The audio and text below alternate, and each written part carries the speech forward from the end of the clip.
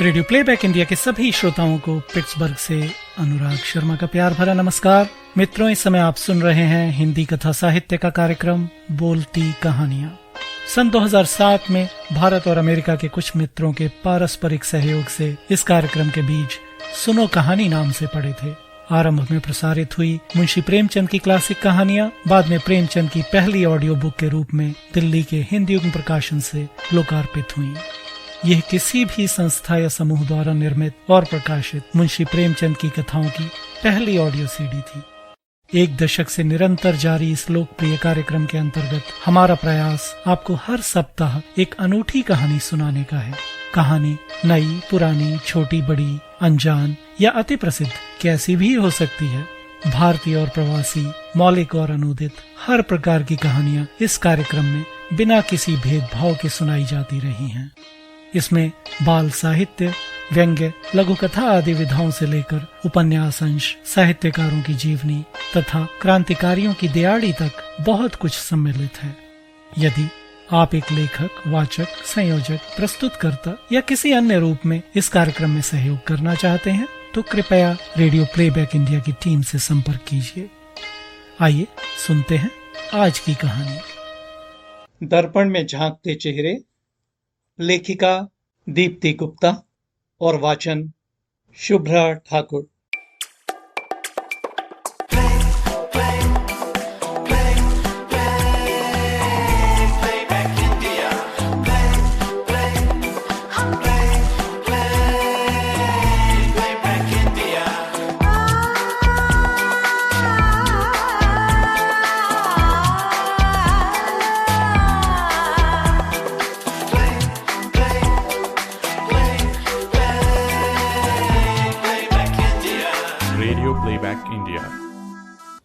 प्रकाश और नेहा के घर शादी के 15 साल बाद बच्चे का जन्म हुआ था। नेहा ने इन बीते सालों में माँ बनने के लिए कौन कौन से इलाज नहीं करवाए, कहाँ कहाँ मन्नत नहीं मांगी, क्या क्या दान पुण्य नहीं किया, मतलब कि जो भी बन सका सब किया। तब जाके ईश्वर ने सुनी और उसे एक प्यारा सा बच्चा दिया। प्रकाश की खुशी 7वें आसमान पे थी। प्रकाश के माता पिता को परलोक सिधारे 7 वर्ष हो गए थे। इस खुशी के क्षण में प्रकाश के मन में रह रह के ये ख्याल आता कि काश आज माँ बाबूजी होते तो कितने खुश होते। अस्पताल में डॉक्टर नर्स उसे जो भी बताते वह दौड़ दौड़ कर वे दवाइयाँ, फल और ज़रूरत का सामान लाता जा रहा था। एक पल को भी नेहा और अपने बेशकीमती नन्हे से बेटे से वह दूर न हो पा रहा था। आधुनिक सुख सुविधाओं से भरपूर उस अस्पताल के प्राइवेट वार्ड में प्रकाश के रात के सोने का भी प्रबंध हो गया था। 1 हफ्ते बाद नेहा अस्पताल से डिस्चार्ज हुई। घर में उसके खास दोस्त सुधीर और उसकी पत्नी किरण ने नेहा और नन्हे मुन्ने मेहमान के स्वागत की जोरदार तैयारी करके रखी थी। माँ बनने की खुशी में नेहा के तो जैसे पाँव ही ज़मीन पे ना पड़ते थे। वह अंदर ही अंदर अपनी खुशी संजोती अद्भुत स्फूर्ति से भरी हुई थी। वह कभी बच्चे का मुख चूमती तो कभी प्यार से उसके सिर पर हाथ फेर कर उसे दुलारती। प्रकाश बच्चे के लिए बड़ा ही खूबसूरत पालना लेकर आया था। उसमें बिछाने के लिए आसमानी रंग की मुलायम गद्दी, तकिया और तमाम चीज़ें लाया था। पालने में अपने सलोने से बिस्तर पे जब उनका नन्हा राजकुमार लेटा तो दोनों प्यार से भरकर आपलक उसे देखते न थकते थे। प्रकाश काम से लौटते ही नेहा के साथ बच्चे की नैपी बदलने, बोतल से दूध पिलाने और हर तरह से उसे संभालने में पिता होने का फ़र्ज़ पूरी तरह निभाता। दोनों की जान था वो बच्चा। स्वाभाविक भी था क्योंकि शादी के 15 साल बाद ढेर सारी खुशियाँ लेकर वो उनके जीवन में आया था। कुछ देर बाद नेहा प्रकाश ने बच्चे के नामकरण संस्कार के उपलक्ष्य में पूजा पाठ रखा। उनके निकट संबंधी और मित्रगण सभी आयोजन में शामिल हुए और ढेर सारे आशीर्वादों, शुभकामनाओं और रौनक के बीच पूजा पाठ संपन्न हुआ। बच्चे का नाम अनुभव रखना तय हुआ। प्यार से वे उसे अनु पुकारते। उसकी किलकारी के साथ किलकते, सोने पे सोते, जागने पे जागते, रोने पे बेचैन होते। देखते ही देखते दिन, महीने और साल बीतते चले गए और अनुभव 2.5 वर्ष का हो गया। अनु बेटा, कहाँ है? जल्दी से आ जा मेरे राजा। देख, तेरे लिए क्या बनाया है मम्मी ने। लाडले अनु ने माँ की पुकार सुनी और वह अब भी नहीं बोला और अपने खेल में मगन रहा। हार कर नेहा ही उसे उठाकर ले गई, उसके बिब बांधा और उसका मनपसंद दूध कॉर्नफ्लेक्स उसे खिलाया। अनु देखने में बेहद खूबसूरत, बड़ा बुद्धिमान, चपल और होनहार था। अपनी उम्र के बच्चों से कुछ अलग ही था वो। उसके चेहरे पे एक ऐसी सलोनी समझदारी थी जो सबको उसकी ओर खींचती थी। प्रकाश ऑफिस के लिए तैयार हो रहा था। तभी नेहा ने उसे याद दिलाया कि आज शाम को अप्पू घर जाना है। बहुत दिन हो गए। अनु पहले भी वहाँ जाकर बहुत खुश हुआ था। ठीक है, ज़रूर चलेंगे नेहा। मैं ऑफिस से थोड़ा जल्दी आने की कोशिश करूँगा, तुम तैयार रहना। अपने इस कुनमुने को अप्पू घर की सैर करा के लाएंगे। ये कहते हुए प्रकाश ने अनु के गाल थपथपाए। अनु ने उसका हाथ अपने गाल से खींचकर मुंह में लेकर काटना चाहा। प्रकाश ने उसकी इस बाल सुलभ शरारत पर उसे गोद में उठाया और प्यार करता हुआ बोला, पाजी, पापा के कट्टी करेगा। फिर उसे नेहा को सौंपते हुए बोला, लो संभालो अपने लाडले को, और झटपट ऑफिस के लिए निकल गया। नेहा ने अनु के लिए रीडर्स डाइजेस्ट का 2 से 4 वर्ष तक के बच्चों के लिए रंग बिरंगे चित्रों वाला एक विशेष आकृति मूलक किट मंगाया था, जिसमें मम्मी, पापा आदि शब्द बोल्ड अक्षरों में अलग अलग पट्टियों पे लिखे हुए थे। 2 से 4 वर्ष का बच्चा जो ABCD ई भी नहीं जानता, वह उन शब्दों को एक एक करके दिखाकर और उनका उच्चारण करके बताने पर जान जाता था कि यह शब्द मम्मी है, यह पापा है। वह मात्र अक्षरों की आकृतियों से तालमेल बिठाकर सही तरह से शब्द पढ़ सकता था। नेहा दिन में खाली समय में अनु को वे आकृतियां दिखाकर उनके माध्यम से शब्द पढ़ना सिखाती।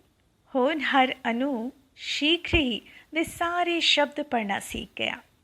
वह पहली बार में ही हर शब्दाकृति के उच्चारण को बड़े ध्यान से सुनता और अपने मस्तिष्क में प्रिंट की तरह अंकित कर लेता। अगली बार जब नेहा शब्द दिखाकर उससे पूछती जाती तो वह सारे शब्द सही पढ़ता जाता। नेहा उसकी तेज बुद्धि और स्मरण शक्ति पे मुग्ध हो उठती। एक रविवार को नेहा ने प्रकाश से कहा, देखो, आज मैं तुम्हें बेटे की अद्भुत प्रतिभा दिखाती हूँ। मालूम है, वह शब्द पढ़ लेता है, बड़े बड़े। प्रकाश बोला, अरे क्यों बेवकूफ़ बना रही हो? ABCD पढ़ना तो दूर, अभी ठीक से बोलना भी नहीं जानता, और तुम कहती हो कि यह बड़े बड़े शब्द पढ़ लेता है। नेहा कुछ जवाब देने की बजाय डाइजेस्ट का किट निकाल लाई। उसने papa, father, mother, cat, book, apple, balloon, woman, house, ये सारे शब्द एक एक करके अनु को दिखाए और वह उन्हें सही सही पढ़ता गया। माँ बेटे का यह करतब देखकर प्रकाश हैरान रह गया। वह मान गया कि बनाने वाले ने अक्ल का अच्छा इस्तेमाल किया है और सफल प्रयोग कि शब्द आकृतियाँ हैं तो जो नाम उस आकृति को हम देंगे, बच्चा उसे उसी नाम से पुकारेगा। बाद में वर्णमाला सीखने पर वह उन शब्दों को स्वयं पढ़ भी सकेगा। वाह नेहा, तुमने यह किट मंगाकर पहली बार अपनी अक्ल का सही प्रयोग किया है। नेहा को छेड़ता हुआ प्रकाश बोला। नेहा आंखें ततेरते हुए बोली, हाँ, मुझे पता था तुम यही इनाम दोगे, और हंसकर अनु को प्यार से गले लगाकर चूमने लगी। हर साल अनुभव का जन्मदिन नेहा और प्रकाश उत्सव की तरह मनाते। सुबह से दान दक्षिणा हवन पूजा पाठ के बाद वे अनाथ आश्रम और पास की बस्ती में ज़रूरत की चीज़ें अनु के हाथ से दिलवाते।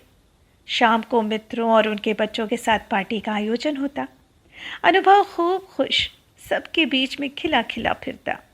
सबके जाने के बाद फुर्सत में अनुभव को वे दोनों एक एक करके सारे उपहार खोल कर दिखाते और संभाल कर रखते जाते।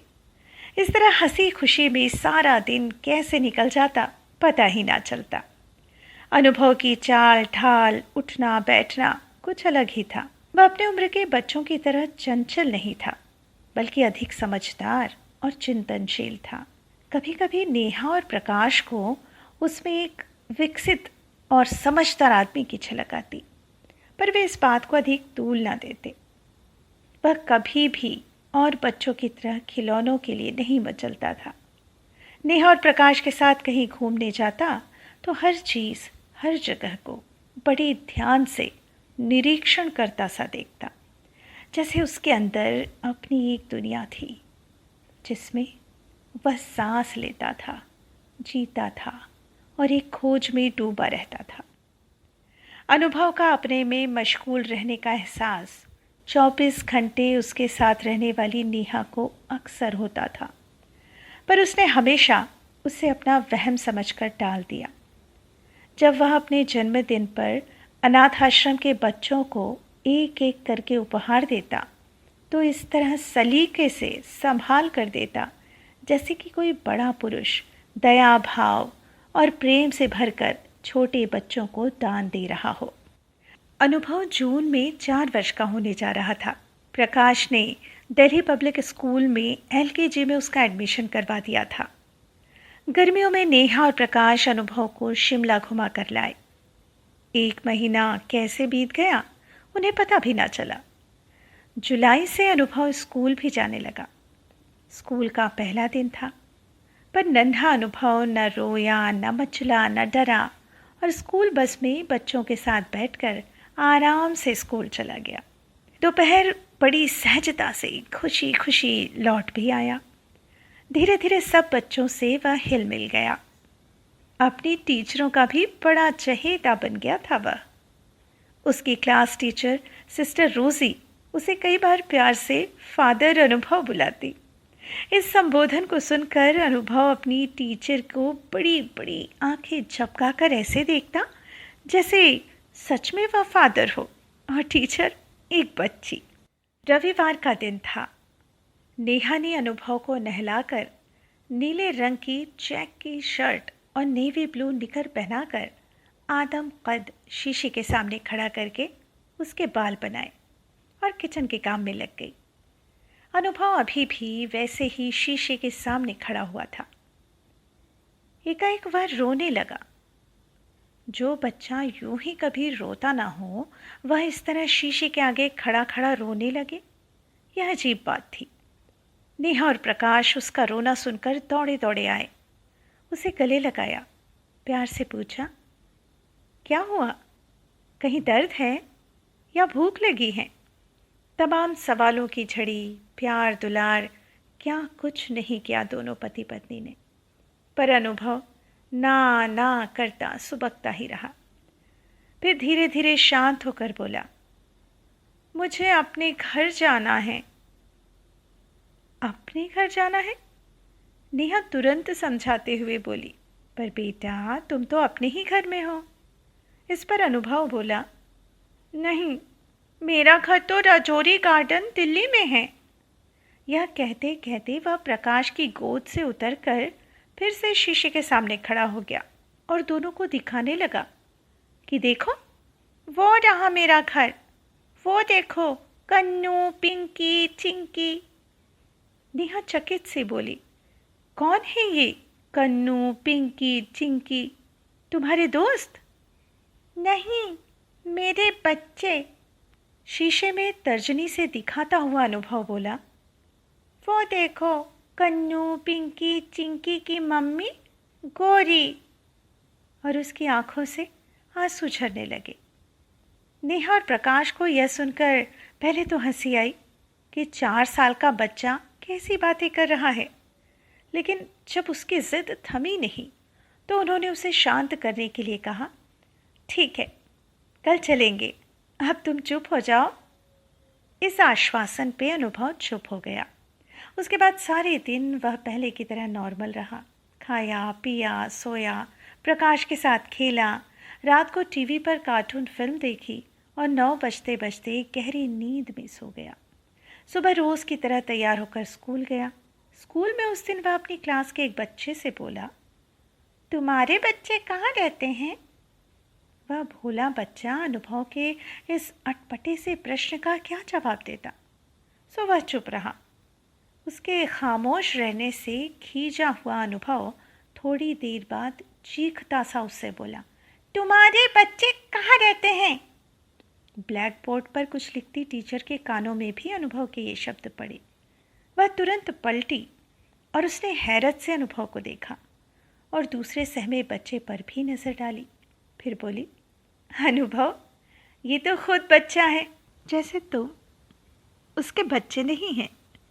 इस पर अनुभव तपाक से बोला, मेरे तो बच्चे हैं, रजौरी में रहते हैं। उसकी इस बात को सुनकर सारे बच्चे हंसने लगे। हंसी तो टीचर को भी आई, पर दूसरे ही क्षण वो सोच में डूब गई। उसने कई वर्ष पहले पूर्व जन्म की यादों के बारे में कई सच्चे किस्से पढ़े थे। टीचर को लगा कि अनुभव का इस तरह बेहिचक अचानक अपने बच्चों की बात कहना पूर्व जन्म की यादों का तो मामला नहीं है। खैर, टीचर ने इस घटना का कहीं जिक्र ना करके उसे मन में ही रखा और अनुभव को अक्सर ऑब्जर्व करने लगी। इधर नेहा और प्रकाश भी अनुभव की हर बात पर गौर करने लगे। एक दिन फिर वैसे ही घटना घटी। शाम का समय था। अनुभव शीशे के सामने खड़ा हुआ सुबकने लगा। साथ ही साथ वह अस्फुट स्वर में कहता, गोरी, मुझे तुमसे मिलना है, मुझे कन्नू पिंकी चिंकी के पास आना है। उसकी शीशे के साथ ये बातचीत सुनकर नेहा पास वाले कमरे से अंदर आई तो उसका दिल आशंका से भर उठा। वह खामोशी से लौट गई और बालकनी में बैठे प्रकाश से अनुभव की पिछली यादों के ताज़ा होने के बारे में बताया। दोनों चिंताग्रसित हुए अंदर आए और किसी तरह अनुभव को चुप कराया। एक मनोचिकित्सक से समय लेकर शुक्रवार को अनुभव को उसके पास लेकर गए।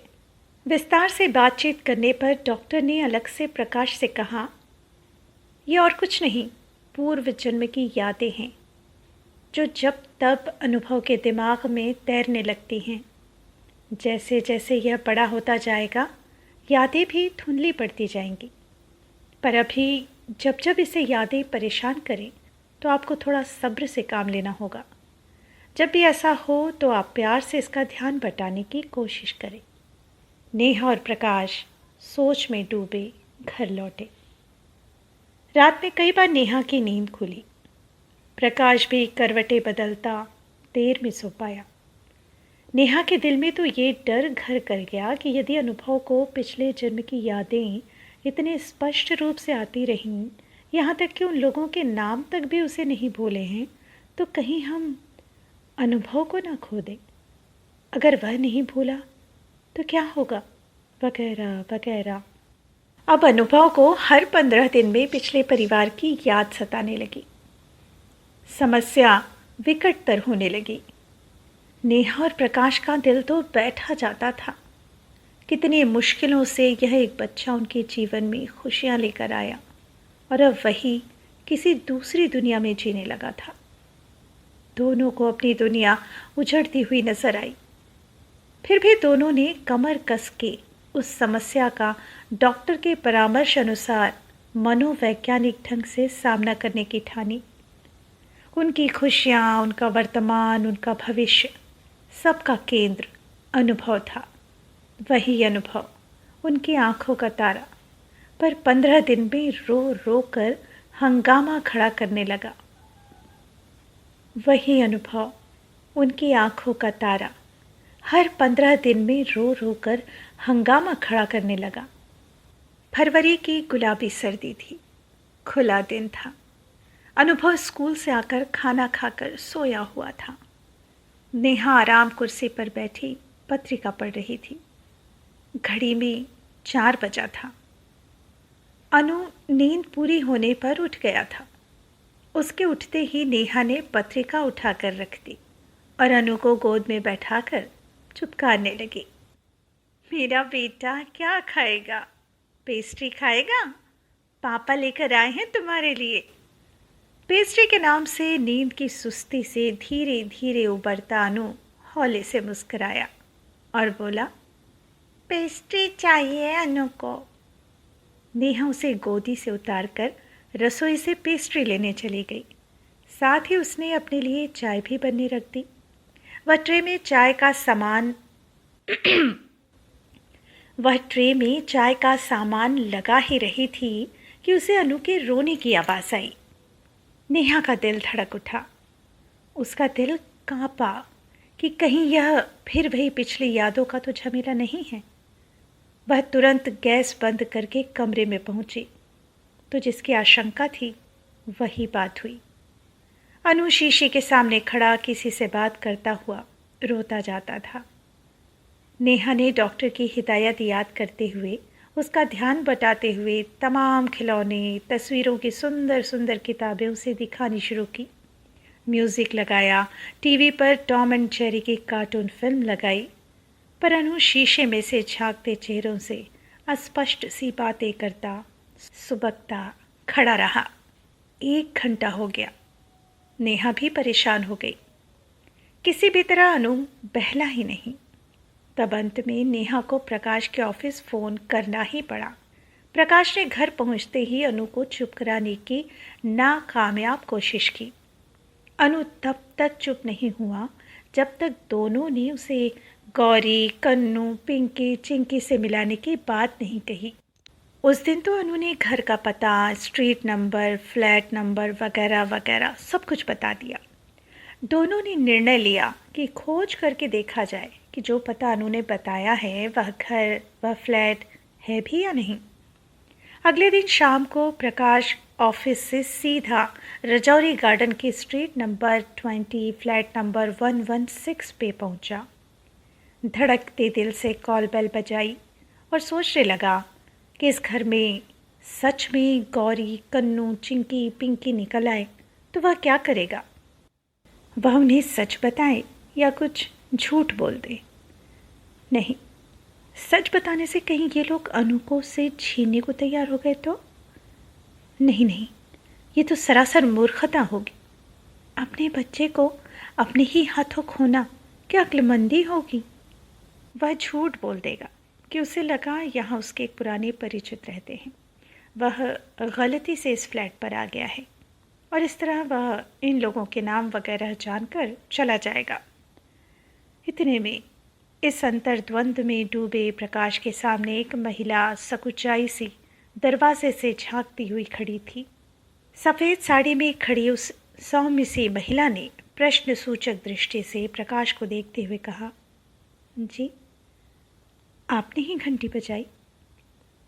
प्रकाश असमंजस से उबरता बोला, जी मैंने ही। जी यहाँ गौरी रहती हैं क्या? ना चाहते हुए भी प्रकाश की ज़ुबान पर सच आ ही गया। अब वह भी मन ही मन तैयार हो गया कि बात को घुमाने से अच्छा है कि सच बोलकर मामला एक तरफा किया जाए। वह महिला बोली, जी मैं ही गौरी हूँ।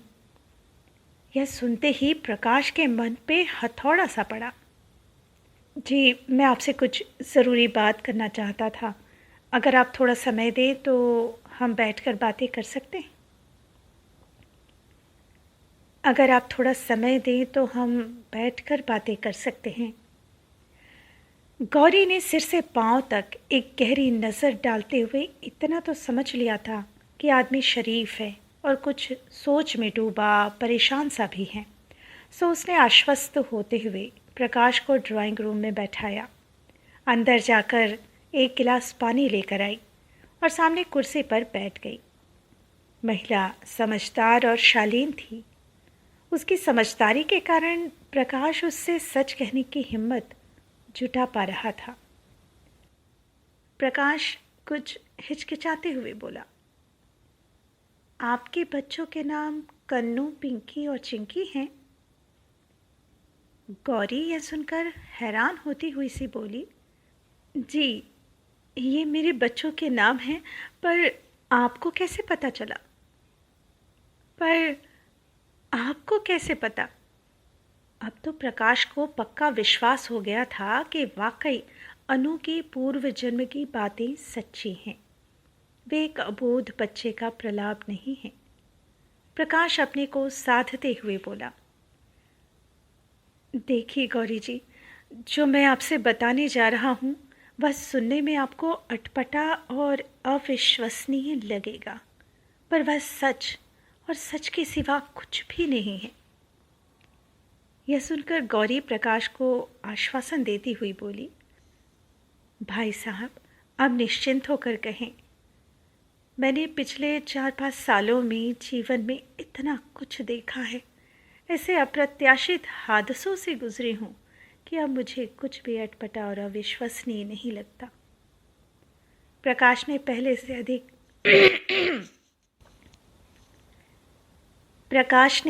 से अधिक आश्वस्त होकर बिना किसी संकोच के अनुभव की पूर्व जन्म की यादों के बारे में, नेहा और उसके मन में अनु को खो देने की आशंकाओं के बारे में सच सच बता दिया।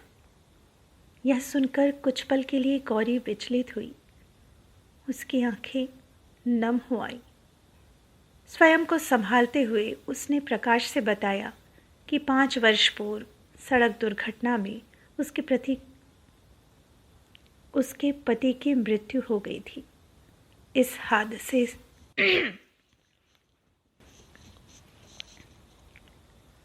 5 वर्ष पूर्व सड़क दुर्घटना में उसके पति की मृत्यु हो गई थी। इस हादसे से वह विक्षिप्त सी हो गई थी, लेकिन किसी तरह घर वालों के सहारे वह उस दर्दनाक हादसे से उबरी और अपने बच्चों पे अपना ध्यान और जीवन का लक्ष्य साधा। प्रकाश को गौरी के पति की असामयिक मौत के बारे में जानकर दुख हुआ। सब सुनने और बताने के बाद अंत में प्रकाश ने गौरी पर सब कुछ छोड़ते हुए कहा, अब आप ही बताएं कि ऐसी स्थिति में नेहा और मैं क्या करें? अब आप ही बताएं कि ऐसी स्थिति में नेहा और मैं क्या करें? अब आप ही बताएं कि ऐसी स्थिति में नेहा और मैं क्या करें? गौरी बेहद शांति से, जरा भी विचलित हुए बिना सब सुनती रही। फिर धैर्यपूर्वक, सधे और मीठे स्वर में प्रकाश को समझाती हुई बोली, आप क्यों इतनी चिंता कर रहे हैं? आपको इतने सालों में ढेर प्रार्थनाओं और मन्नतों के बाद एक बच्चा ईश्वर ने दिया। वह आपकी अमानत है। ऊपर वाले की आप दोनों के लिए अनमोल भेंट है। वह आपके ही पास रहेगा। भले ही पहले जन्म में उससे हमारा नाता था, वह नाता उस जन्म तक ही सीमित था। इस जन्म में वह आपका बेटा है और आपका ही बेटा रहेगा। प्रकाश गौरी की फुहार सी शीतल इन समझदारी भरी बातों को सुनकर गदगद होते हुए बोला, आपने तो नेहा की और मेरी उलझन ही सुलझा दी। आप एक माँ के दिल की परेशानी, उसका दर्द बखूबी समझ सकती हैं। नेहा का तो खाना पीना सोना सब कुछ छूट सा गया है। वह रात दिन अनु को लेकर उसकी यादों के कारण उससे बिछड़ जाने की कल्पना से बेहद उखड़ी हुई है।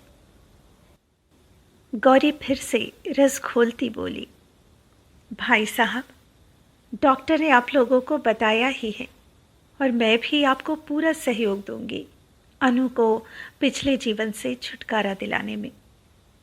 मैं एक बच्चे को उसके माँ बाप से अलग करने का पाप नहीं कर सकती, तो यह डर तो आप लोग अपने मन से निकाल फेंके कि हम आपके बेटे को पिछले जन्म के रिश्ते के कारण छीन लेंगे।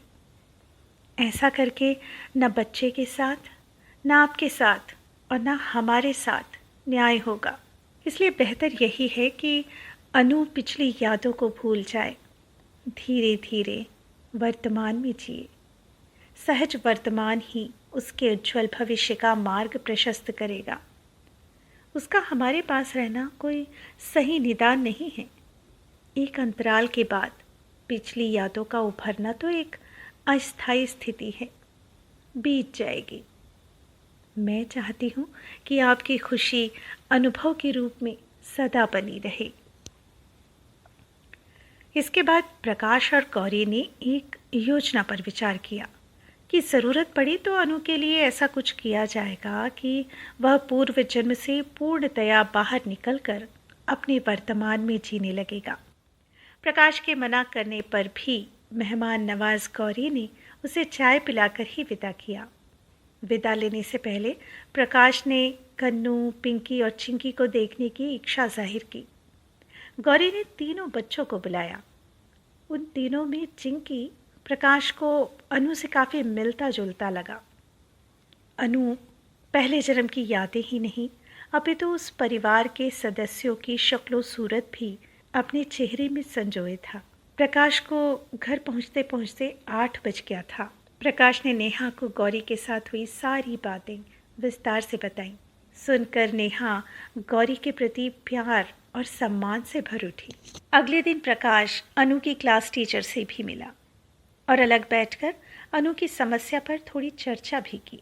टीचर ने उस दिन पहली बार क्लास में घटी उस घटना का जिक्र किया जब अनु ने चीख कर दूसरे बच्चे से उसके बच्चों के बारे में पूछा था और फिर अपने 3 बच्चों के नाम बताए थे। प्रकाश ने टीचर से कहा कि अब यदि कभी अनु अपने अतीत के बारे में बात करे तो वह किसी और चीज़ में या खेल में अनु का ध्यान बटाए और इस तरह उसे सहज बनाने में मदद करे। टीचर ने प्रकाश को पूरा आश्वासन दिया कि वह ऐसी स्थिति आने पर अनु को ज़रूर संभालेगी, क्योंकि वह भी अनुभव जैसे होनहार बच्चे को उसके आज से जोड़ना चाहती है। वर्तमान परिवार में अपने माता पिता का प्यार पाते हुए बचपन को बचपन की तरह जीते हुए सहजता से बड़ा होना अनु के स्वस्थ भावी जीवन के लिए अपेक्षित था। नेहा, प्रकाश, गौरी और टीचर अब अनु के सहज मनोवैज्ञानिक इलाज के लिए तैयार थे। 14 अप्रैल बैसाखी का दिन था। जगह जगह बैसाखी का जोर शोर था। प्रकाश के भी ऑफिस की छुट्टी थी। नेहा लंच लगाने जा ही रही थी कि अनु कमरे में दर्पण के सामने खड़ा गौरी, कन्नू, चिंकी, पिंकी से बातें करने लगा। जब तक उनकी झलक दर्पण में दिखती रही वह खुश रहा, पर जैसे ही उनकी छवियां ओझल होने लगी अनु ज़ोर ज़ोर से रोने लगा। नेहा और प्रकाश ने पहले तो अनु को समझाया कि रजौरी में गौरी, कन्नू, चिंकी, पिंकी नहीं रहते। फिर दोनों ने कहा, चलो हम अभी तुम्हें रजौरी लेकर चलते हैं, वहाँ कोई कन्नू, चिंकी, पिंकी, गौरी नहीं रहते। नेहा ने चुपचाप गौरी को फ़ोन कर दिया कि अनु जिद पकड़े हैं और वे उसे लेकर पहुँच रहे हैं। गौरी और तीनों बच्चों ने भी पूर्व निश्चित योजना के अनुसार सब इंतज़ाम कर लिया।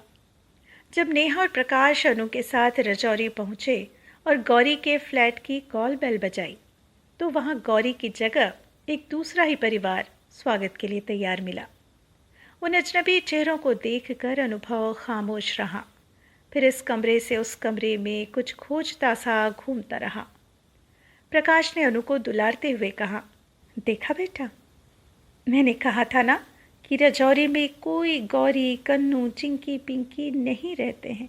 जी भर के तसल्ली कर लेने पर वह नेहा और प्रकाश से बोला, चलो मम्मी पापा अपने घर चलते हैं। नेहा और प्रकाश को अनु के मुंह से अपने घर चलते हैं यह सुनकर मन ही मन चैन पड़ा और उन्हें लगा कि अब अनु के दिलो दिमाग में यह बात धुंधली पड़ने लगेगी कि गौरी और बच्चे रजौरी में रहते हैं। बीतते दिनों के साथ अब अनु को गौरी, कन्नू, चिंकी, पिंकी के चेहरे कभी कभी दर्पण में दिखाई तो पड़ते, पर वह पहले की तरह रोता या मचलता नहीं था। उसके मन में ये बात घर कर गई थी कि रजौरी में कोई गौरी, कन्नू, चिंकी, पिंकी नहीं रहते।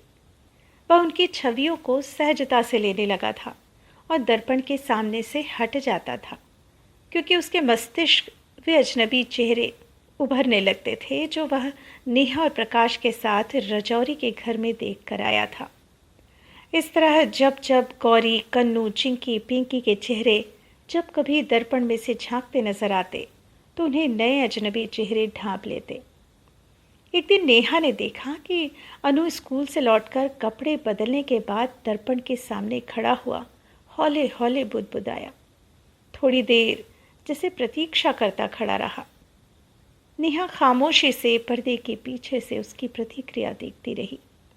शायद गौरी, कन्नू, चिंकी, पिंकी के चेहरे या तो दर्पण में उभरे नहीं थे या उभर कर तुरंत ओझल होने लगे थे, क्योंकि अनु हौले से मुस्कुराया और बोला, बाय बाय।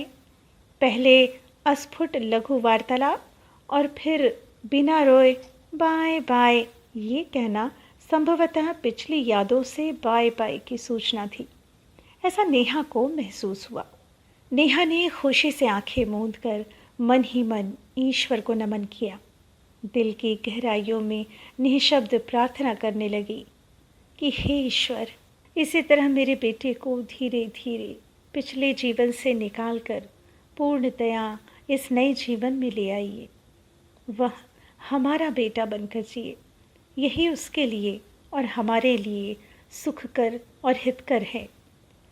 यह प्रार्थना करते करते नेहा कमरे में अनु के पीछे आकर खड़ी हो गई।